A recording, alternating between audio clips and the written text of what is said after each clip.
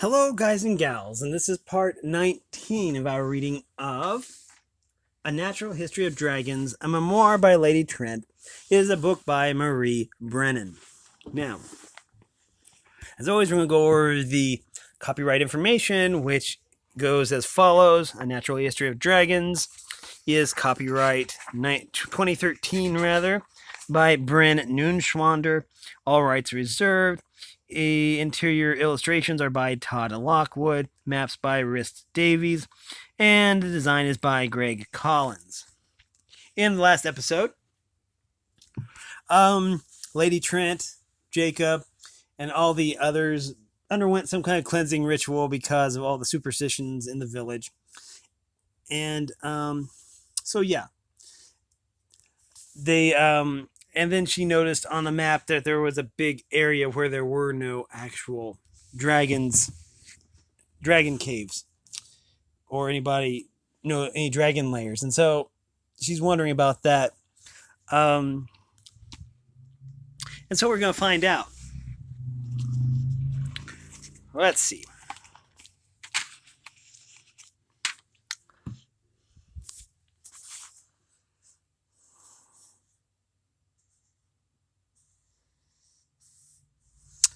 Okay. Which is one possible answer to your question, I pointed out. We think that rockworms are solitary, coming together only to mate, and then they have no hierarchy amongst themselves. What if we're wrong?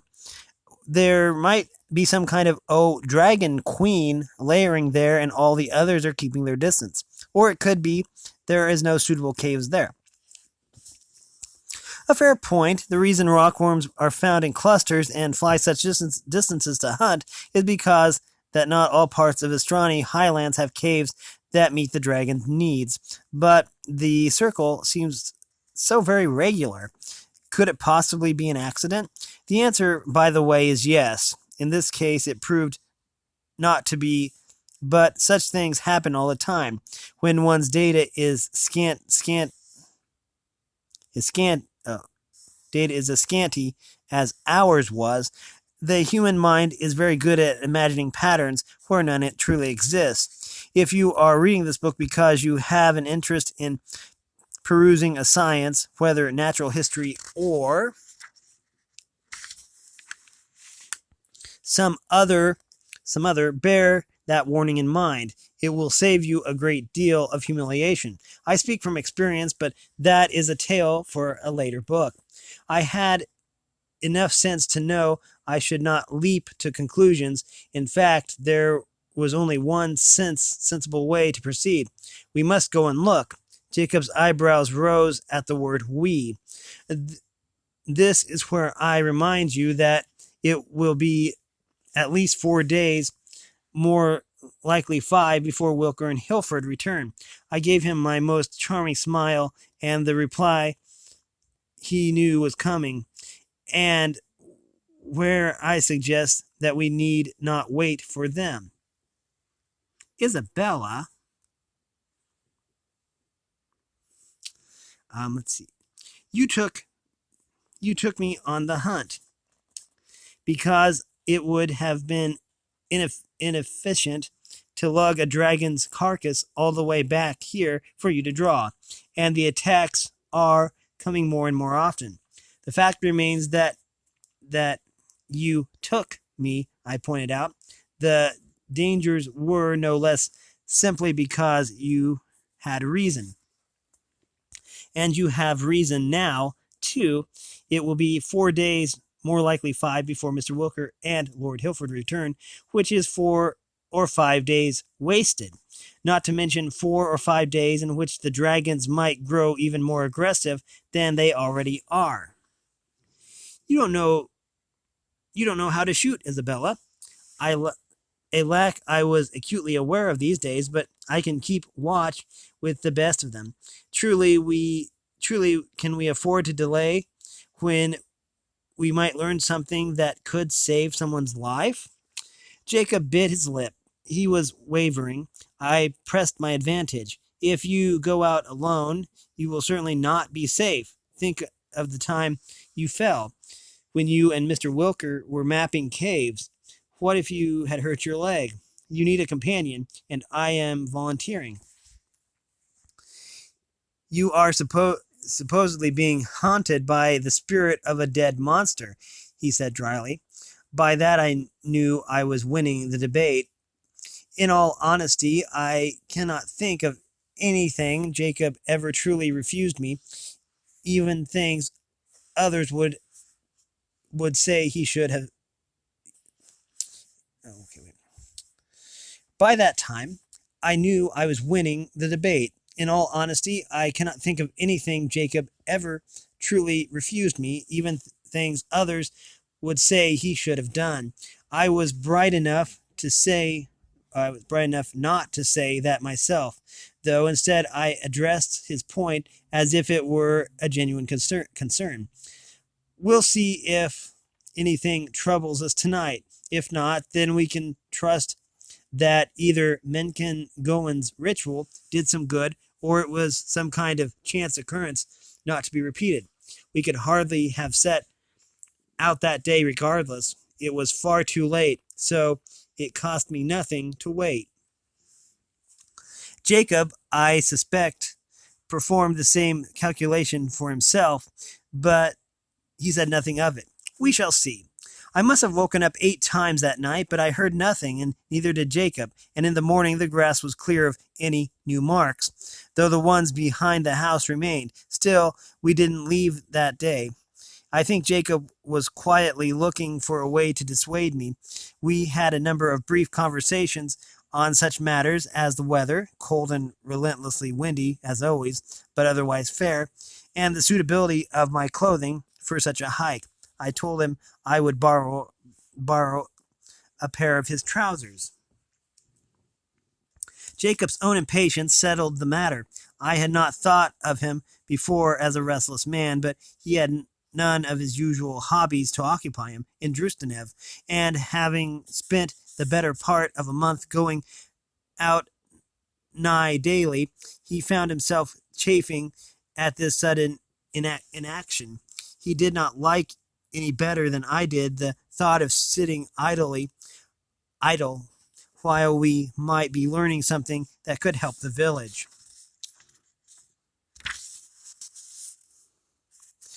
If tonight passes quietly, he said at last, we'll go tomorrow. I spent the afternoon in preparation so that we would not waste any time the following morning. The area was a strenuous day's hike away, allowing a day to explore. That would be 3 days altogether. We would return when Mr. Wilker and Lord Hilford did, or possibly just before. My preparations were hardly secret. It is no surprise that Dagmira guessed our general purpose. Where do you think you're going? She demanded, hands on her hips. Before I might have fobbed her off with some vague answer, not wanting to face the possibility of argument. Ever since our conversation, though, I felt guilty about the extent at which we ignored the villagers of Drustenev. I told myself we had reason. They'd be largely sullen and unhelpful where our researches were concerned, seeing us as a disruption and possibly a threat. But if Dagmira knew of any danger, she might unbend enough to warn me. Come with me, I said, leaving off my packing, and led her downstairs. Our map still lay on the workroom's one large table. I pointed to the center of the circle and asked her, "What's there?" Dagmira frowned in puzzlement at the map. On the paper? No, I caught myself. Do you know how to read a map? I actually said picture of the land. Although I knew the Vestrani term, it temporarily escaped me. Dagmira mouthed through my odd choice of words, even more puzzled. Then her brow cleared. Yulin, Mayor Masusten has one. And Mencken Gowen keeps one of Akia. They're pretty. Much prettier than this. Her casual denigration for my work, her casual denigration of my work, I surmised, amounted to a no. Why should she know how to read a map? Drusenev was so isolated she might never have been as far as another village. The people here navigate by landmarks, not drawings of them. I described the area to her based on what Jacob had said of it, and then Dagmiro nodded. In the middle of that area, I said, is there anything there? Anything special, I mean? The young woman shook her head. As I write this, it occurs to me for the first time that Dagmara cannot have been much younger than I was. She was not yet married. They wed surprisingly late in the Vestrani highlands. She would not seek a husband until her dowry of weavings was complete, and perhaps that was part of it. But I suspected the larger part of it was simply that I saw myself as a worldly, sophisticated woman, and her as a rural child. What an unfortunate thing to realize long after I could possibly apologize to her for it. Too rocky, she said of the region in question. There's no point in cutting or burning the trees. It wouldn't make good pasture. You don't have any legends about it? Evil spirits I should be wary of?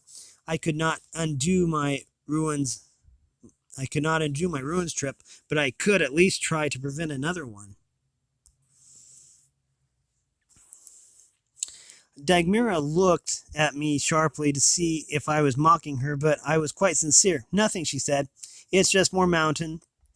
Then she heard that Jacob and I were intending to go see for ourselves. She shrugged philosophically.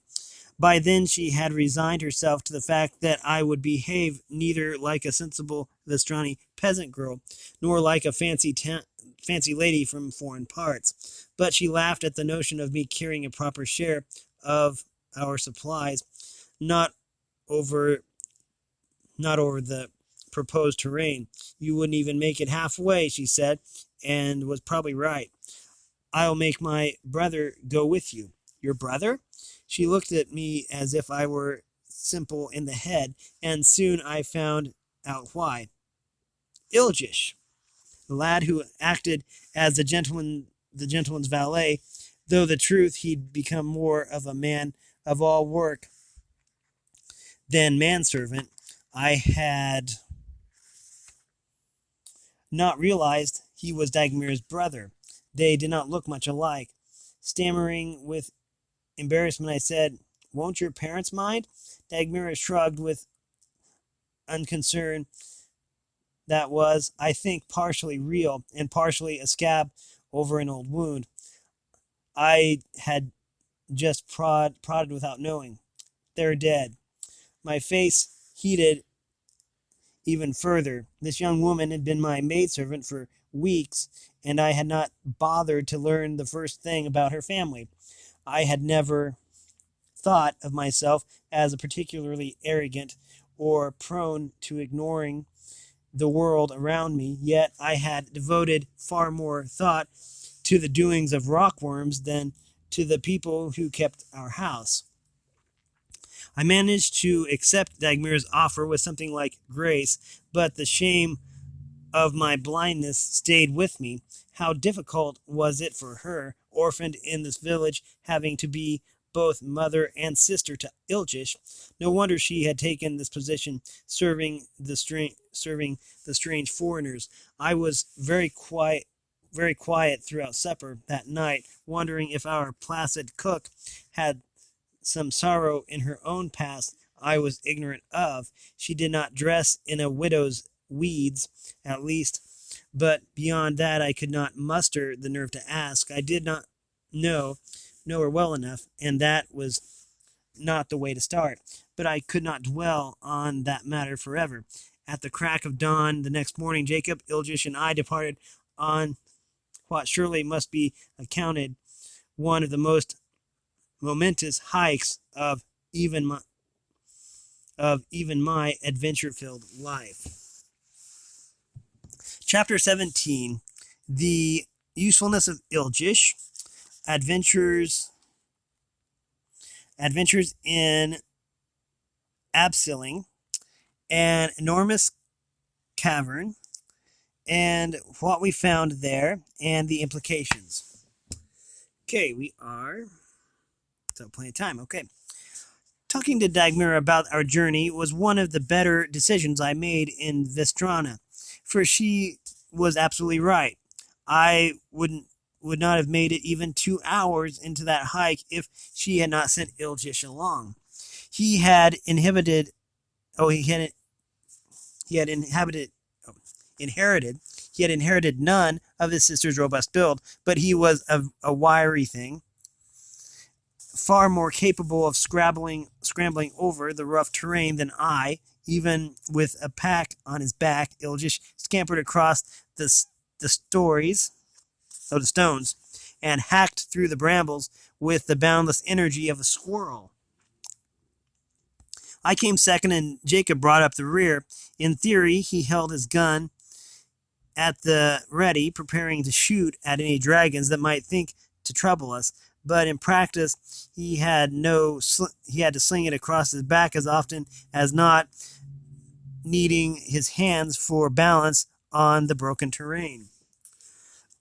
We set out in the direction of we set out in the direction the smugglers had taken me, but soon diverged from that course into terrain where we need not fear running into them, or indeed anyone except the occasional hunter.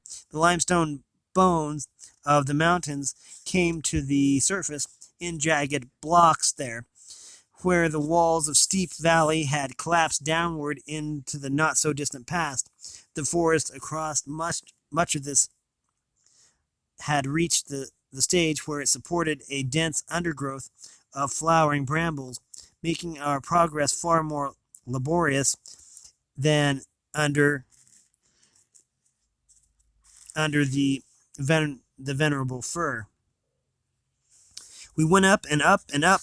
Lowlanders that we were, I had never lived more than 1,000 feet above sea level. Jacob and I made heavy going of it, though nothing like so bad as we would have done on our arrival before we had chance to adapt. During one of our rare breaks, Jacob admitted that he and Mr. Wilker had been thoroughly blown by their first few explorations. I thought myself fit enough, he said, but this air is so much thinner. I had no idea it would make exertion so hard. He spoke in Vestrani, but Iljish still looked mystified, having lived his entire life in the mountains and found nothing odd at all about the quality of the air. When I could spare the energy to think, I made up my mind to speak to Iljish about his family. He was, I judged, a bit younger than his sister, and I had no awkward history with him, though Dagmira might have shared her side of our own. This combined to make him seem more approachable to my embarrassed mind, but by then he had begun ranging outward from our progress, snapping off shots at anything whose fur might sell. The rifle was ours and became the rifle was ours and better than any in Drustanev. The use of it was as much payment to him as whoever Jacob had offered. As whatever Jacob had offered. Okay. Iljish came back at last with a pair of rabbits slung over his shoulder. Jacob and I had paused for breath in a congenial spot where sunlight broke through the trees to warm the air, and an edge of limestone formed a handy bench. Nerving myself, I began, "I was talking with your sister, Iljish, and—" "Hush," Jacob hissed in a low, urgent voice. My husband had never been one to speak so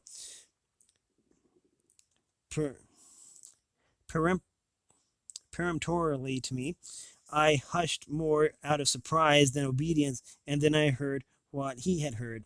A single flap of wings, and then, just when I thought I might have imagined it, another. I recoiled back from the sunlight, so inviting a moment before, so dangerous now. A shadow passed overhead. Through the trees, I caught a glimpse of the dragon, banking on a warm updraft of air to continue its exploration of the area. Had the beast spotted some animal prey? No, it wasn't nearly close enough to sunsets. No rockworm should be hunting at this hour. I dared not pull out my notebook to jot the line aggression linked to disturbance in sleep patterns, but I thought it, and even while I crouched at the base of a tree, trying not to feel too much like one of the rabbits over Ildish's shoulder, I wondered if there was any way to test the theory. Jacob had slid his rifle free and now knelt with the barrel pointed at the ground. I met his gaze and saw the hesitation there. Should he shoot to defend us and risk failure, which would almost certainly bring the full threat upon us? I shook my head, a tiny gesture as if the dragon would hear my face moving through the air. Under cover, Jacob would be shooting half blind, and he dared not go into the open for a better angle. The dragon coughed out a noise that sounded to my the dragon coughed out a noise that sounded to my excitable ears like annoyance. A moment later, we heard the renewed flapping of its wings, fading into the distance. Nevertheless, it was several long minutes before any of us could move. That, I said at last, was not Zagrit Mott. Jacob let out a breath that he had been holding. No, an ordinary dragon, perhaps. He ran his left hand through sweat-damp hair, then said, I know why we argue so rarely. I can predict enough of what you will say that there isn't much point in starting it. We're far enough along that it hardly makes sense to turn back. The point was debatable, but I was hardly going to argue Jacob's side for him, if he would not. Let us continue on, then, and get out of the dragon's range before sunset. We did not make it quite so far after that as any of us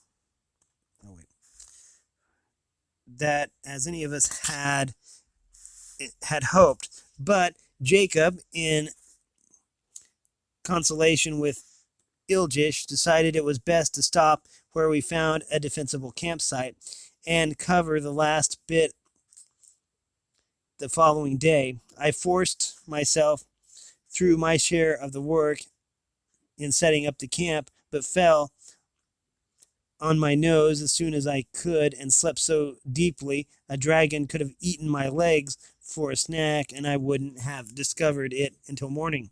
The next day, we began our exploration. No more the headlong marching of the previous day.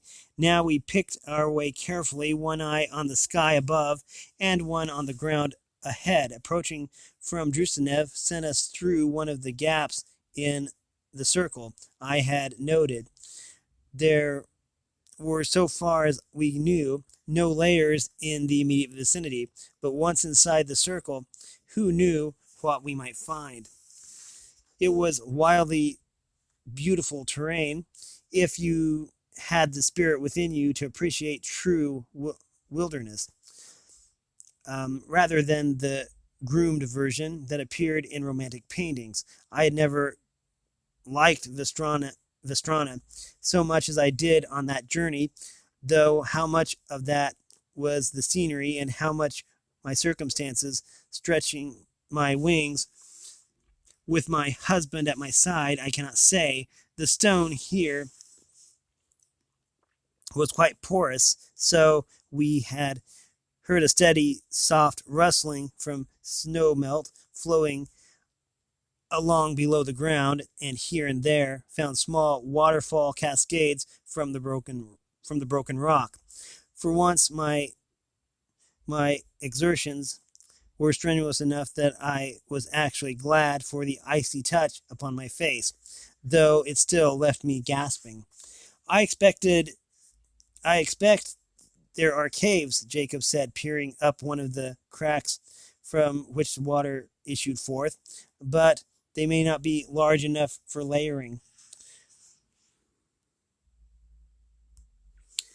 I retied the laces of my boots and shoved errant strands of hair back beneath the Vestrani kerchief, which with which I had restrained their fellows.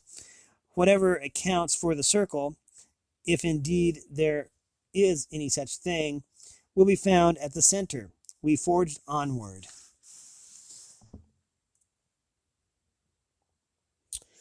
We have run out of time, so we will pick this up at a later date. If you like this content, then we've been reading A Natural History of Dragons, a memoir by Lady Trent, and it is a book by Marie Brennan. If you like this content, then make sure you like and subscribe and ring that bell so you know when I upload. Also, you can, if you want to support me in any way or join the Discord server, then all that information will be in the description below. As always, thanks for watching, everyone, and have a great day.